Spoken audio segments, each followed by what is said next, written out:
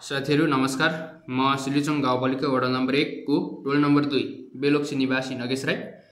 म तपाईहरुलाई यस हाम्रो सिलिचोङ गाउँपालिका वडा नम्बर 1 मा रहेको देवा खोलाको जुन बेलोक्सी रियाममा ताल भोजपुर देखि बुधबारे तामको बाला त्यस्तै अन्य ठाउँ जाने बाटोमा रहेको पुलको विगतका र वर्तमानका दृश्यहरू देखाउन गइरहेको छु र वर्तमानमा कस्तो भयो कसरी भयो भन्ने बारेमा पनि थोरै जानकारी गराउने छु।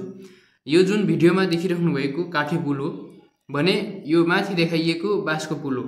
सबैभन्दा अगाडिदेखि प्रयोगमा भएको यो श्रमदानले नै बनेको जुन बर्खा समयमा मात्रै बन्ने गर्थ्यो बाँसको पुल। त्यसपछिको काठे पुल चाहिँ टोलका आमा समूहको बजेट र समग्र टोलको श्रमदानमा बनेको थियो। यस वर्ष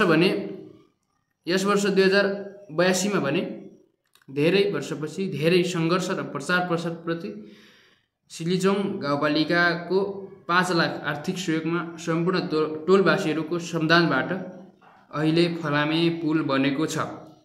अब भने बर्खा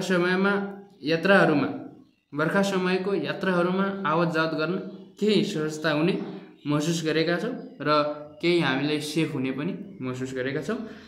यस पुलका निमित्त सहयोग गर्नुहुने प्रचार प्रसारमा सहयोग गर्नुहुने हरेक क्षेत्रमा सहयोग गर्नुहुने स्थानीय बासिन्दाहरू र स्थानीय सरकारका वालाहरूमा विशेष धन्यवाद व्यक्त गर्न चाहन्छु। धन्यवाद।